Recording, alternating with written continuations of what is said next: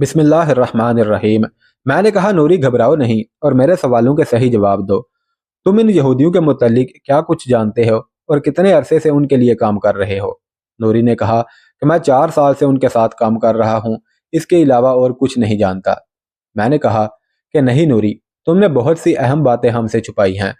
तुमने ये भी नहीं बताया कि इन यहूदियों ने इनाम के तौर पर तुम्हें एक गाड़ी भी दी है, और तुमने ये भी नहीं बताया कि तुम्हारे बुश कोट की जेब में एक छोटा सा टेप रिकॉर्डर हमारी गुफ्तगू रिकॉर्ड कर रहा है, और तुम्हारे जिस्म के साथ एक लोडेड पिस्टल भी बंधा हुआ है। नूरी को इनाम में दी जाने वाली गाड़ी का असद ने मुझे बताया था, और मेरी और मेरे साथियों के एक्सरे करने वाली निगाहों ने जान लिया था कि उसने अपने जिस्म के साथ एक पिस्टल बांध रखा है, और बुश कोट की अंदरूनी जेब में एक टेप रिकॉर्डर है, जिसे चलाने और बंद करने के लिए नूरी ने कई बार अपनी जेब में हाथ डाला और निकाला था, लेकिन जेब से ना कुछ निकाला और ना डाला था। यह सब सुनकर नूरी की सीटी गुम हो गई। इससे पहले कि नूरी कोई हरकत करता, मैंने उसे अपने बाजुओं में दबोच लिया, और उतनी देर में इमरान और कैसर ने पिस्टल और टेप रिकॉर्डर निकाल लिया।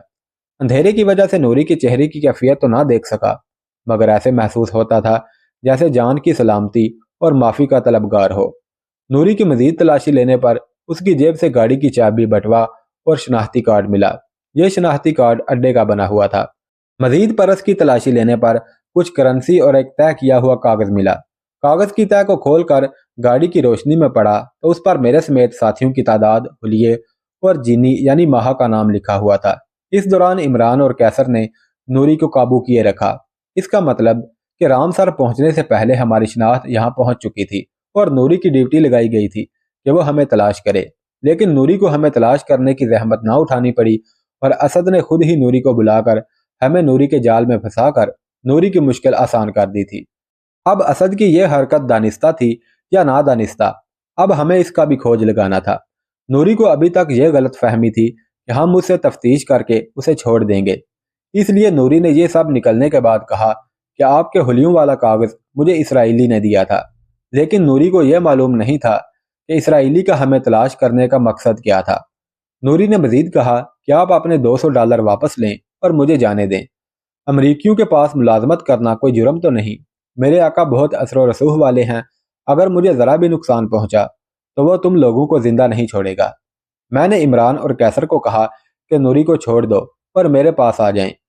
दोनों ने नूरी को छोड़ा और मेरे पास आकर खड़े हो गए। नूरी अभी अपने हुलिया को दुरुस्त ही कर रहा था कि मेरे साइलेंसर लगे पिस्टल से 2 गोलियां निकली और नूरी के सीने में पेवस्त हो गई। नूरी ने एक चीख मारी और वहीं गिर पड़ा। मैंने तीसरी गोली नूरी के सर पर मारी। मर तो वो पहले ही चुका था, यह तीसरी गोली उसकी मौत को यकीनी बनाने के लिए मारी थी। हमने नूरी की लाश को वहीं छोड़ा और गाड़ी में आ बैठे और खलील को वापस चलने का कहा। मेरे जहन में यह प्लान आया कि अगर हम नूरी की गाड़ी को लेकर अड्डे पर आ जाएं तो यकीनन हमें पार्किंग तक आने में रुकावट नहीं होगी और हम अपने मिशन को कामयाबी से अंजाम दे सकेंगे। यह ख्याल आते ही मैंने खलील को नूरी की रहायशगाह पर चलने का कहा। क्योंकि खलील पहले ही नूरी के घर का एड्रेस उससे पूछ चुका था, लिहाजा उसे नूरी के फ्लैट तक पहुंचने में दुश्वारी पेश ना आई। फ्लैटों की कतार में नूरी के फ्लैट के सामने स्टूडियो बेकर गाड़ी खड़ी थी। मैंने कैसर को नूरी की गाड़ी की चाबी दी। कैसर गाड़ी लेकर हमारे पीछे घर की जानिब रवाना हो गया। घर पहुंचते ही मैंने मुजम्मल, कैसर, इमरान को कहा कि अटैक के लिए फौरी तैयारी कर ले, क्योंकि नूरी की गाड़ी की वजह से हमें जो आज मौका मिला है वो फिर नहीं मिल सकेगा। हमने अपने रिवाल्वर और बहुत सी फालतू गोलियां और दस्ती बम साथ ले लिए और असद से मिले बगैर नूरी और खलील की गाड़ी में अड्डे की जानिब रवाना हो गए। क्योंकि इस मिशन के ना तो हद्दो खाल मेरे जहन में थे, बस हल्का सा एक ख्याल था और ना ही कोई प्लानिंग थी। मेरे साथियों को बस इतना इल्म था कि हम मिशन पर जा रहे हैं। मिशन सर अंजाम किस तरह देना है, इसकी प्लानिंग किसी को न थी। मैंने साथियों से कहा कि चूंकि यह मिशन बगैर प्लानिंग के है और हमें 20-22 अफराद का सामना करना होगा, इसलिए 2 यहूदियों को तलाश करना हमारे लिए मुमकिन नहीं होगा। लिहाजा अपनी सेफ्टी के पेश नज़र जो भी सामने आए उसे गोली मारते जाएं। कोई भी सामने आने वाला जिंदा नहीं बचना चाहिए। कम अज कम हमें इस अड्डे का समंदर वाला हिस्सा लाजम तबाह करना है, क्योंकि सारे आलात उसी हिस्से में हैं और कम से कम वक्त में इस मिशन को मुकम्मल करना होगा। अड्डे के गार्ड रूम के पास जाकर मैंने अपनी गाड़ी रोक दी।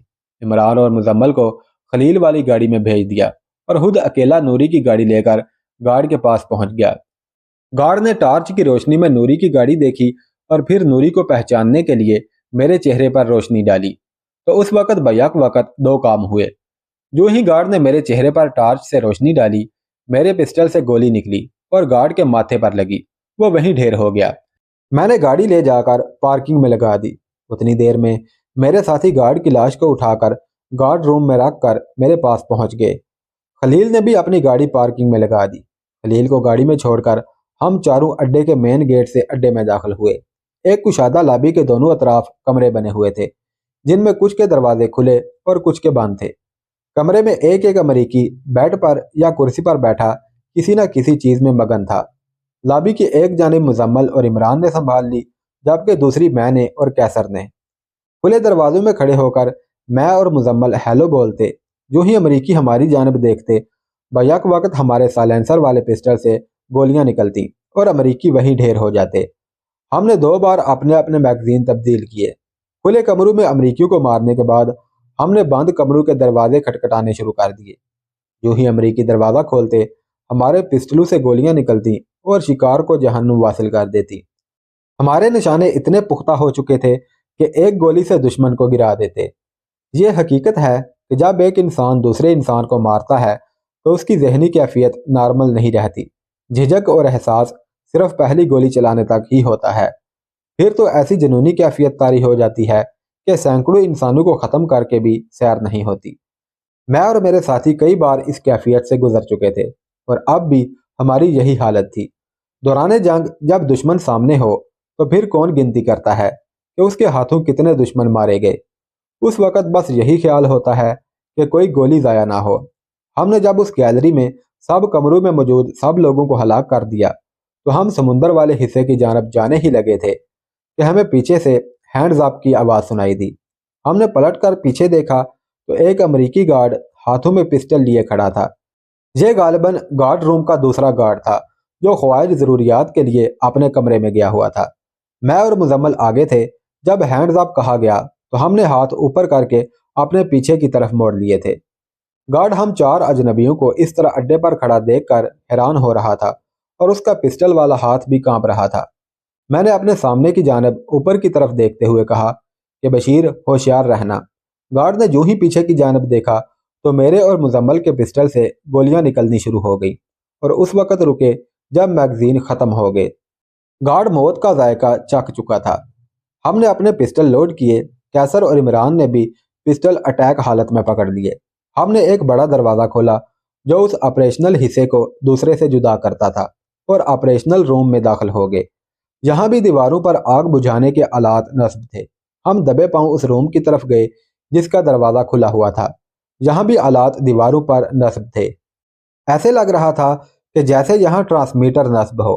ایک طرف سپول والے 2 دیوار گیر ٹیپ ریکارڈر تھے۔ یہ تمام آلات ہمارے لیے انجان تھے۔ ایک آلہ جس پر کنٹرول کے لیے VCU بٹن لگے ہوئے تھے، سرخ سبز اور سفید لائنیں مسلسل جل بجھ رہی تھی۔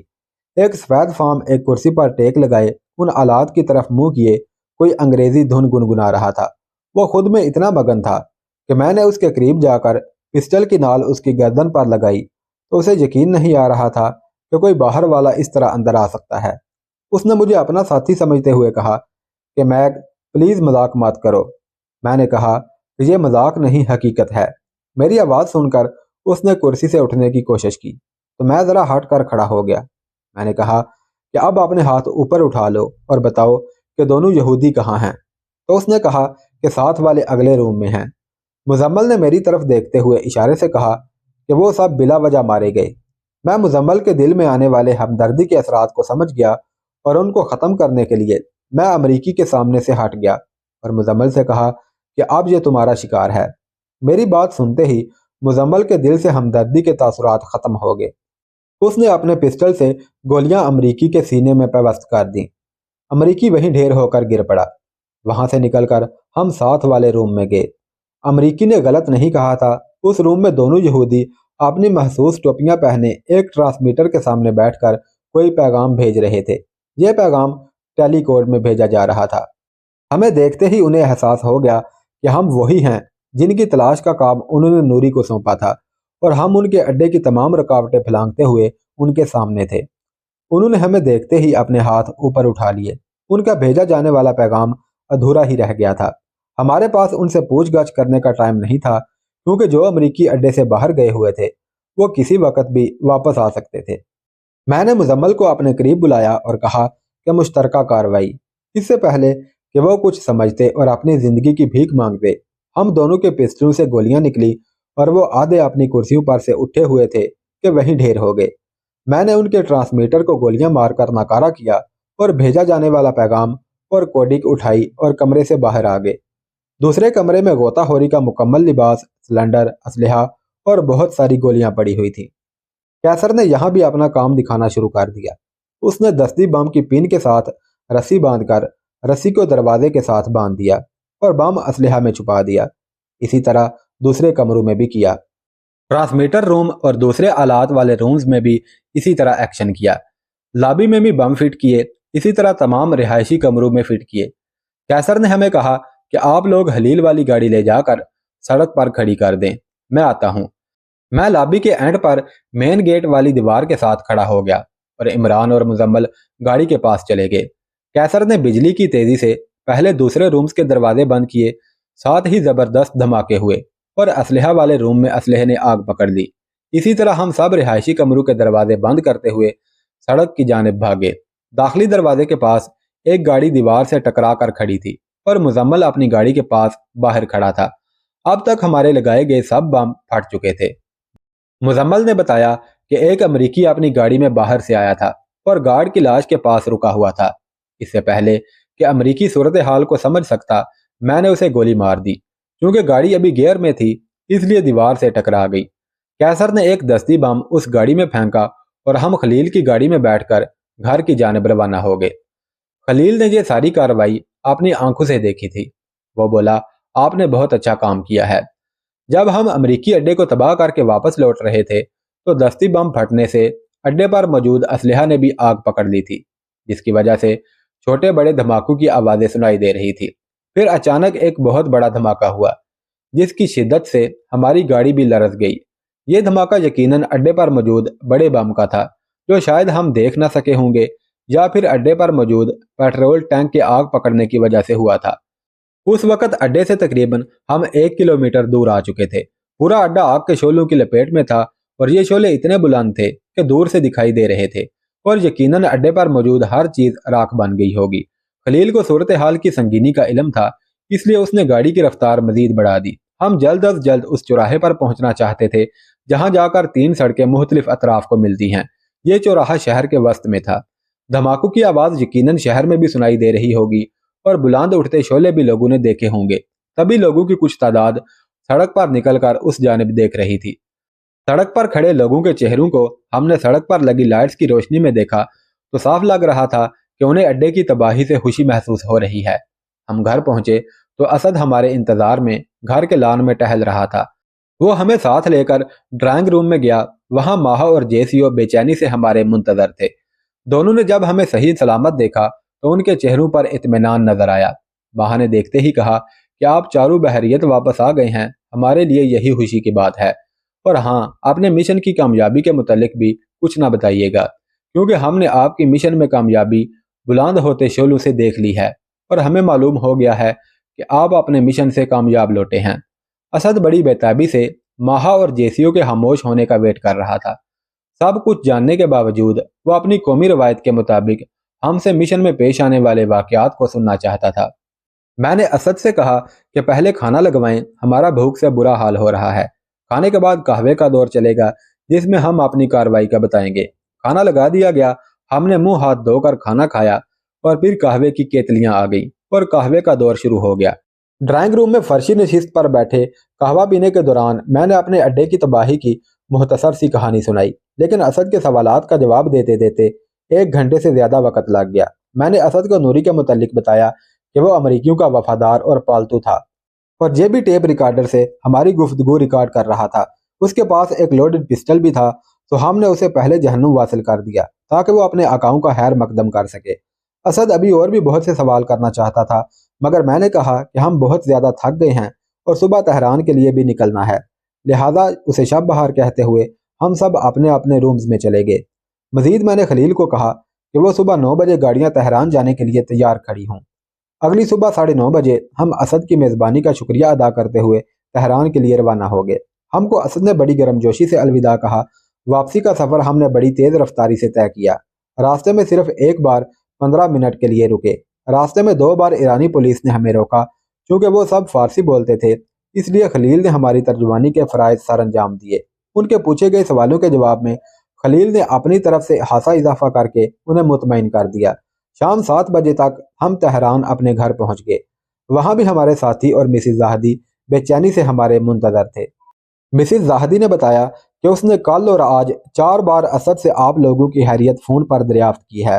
آج پہلے فون پر اسد نے ہمارے تہران روانگی کی اطلاع دی اور دوسرے فون پر بتایا کہ رامسر شہر میں مکمل کرفیو دن 11 بجے لگا دیا گیا اور آنے جانے والے کی بہت زیادہ تفتیش اور جانچ پڑتال کی جا رہی ہے۔ مسز زاہدی نے یہ بھی بتایا کہ اس کے مرحوم شوہر کا ایک دوست جو فوج میں میجر جنرل ہے۔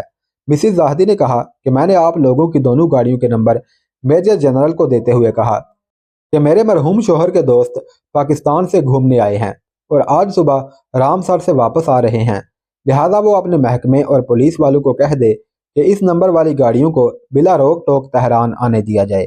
لہذا اس نے یہ دونوں نمبر اپنے اپلائیڈ یونٹ کے افسر کو دے دیے تھے اور انہوں نے آگے فارورڈ کر دیے۔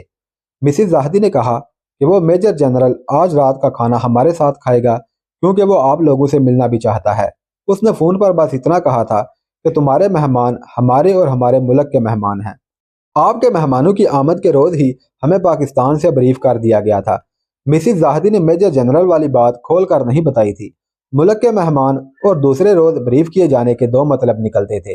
ایک یہ کہ ہماری سعودی عرب میں کارروائیوں کی اطلاع انہیں مل چکی تھی اور وہ ایران میں ہمیں ملک کے یعنی سرکاری مہمان بنانا چاہتا تھا، اور دوسرا مطلب یہ بھی ہو سکتا تھا کہ شہنشاہیت کے خلاف عوام میں جو نفرت پھیلی ہوئی ہے اور جو لوگ اس حکومت کے خلاف ہیں ان میں یہ جنرل بھی شامل ہو۔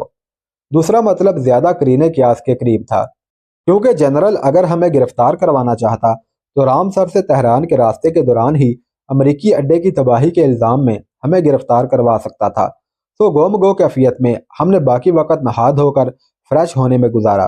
ہم سب تیار ہو کر مسز زاہدی کے ڈرائنگ روم میں بیٹھ گئے۔ تھوڑی دیر بعد وردی پر تمغے سجائے جنرل کاؤسی پہنچ گیا۔ مسز زاہدی نے ہمارا تعارف کروایا۔ وہ ہم سے بڑے اتفاق سے ملا اور وردی میں ہونے کے باوجود پرجوش طریقے سے ہم سے معانقہ کیا۔ مسز زاہدی نے خصوصی طور پر اس کے لیے ایرانی کھانے پکائے تھے۔ کھانے کے بعد قہوے کے دور چلے۔ جنرل کاؤسی بڑے صوفے پر میرے ساتھ ہی بیٹھا ہوا تھا۔ اس نے بڑی دھیمی آواز میں میرے کان کے قریب اپنا منہ کرتے ہوئے کہا کہ رامسر میں مشن کو کامیابی سے انجام دینے پر میری طرف سے دلی مبارکباد قبول ہو۔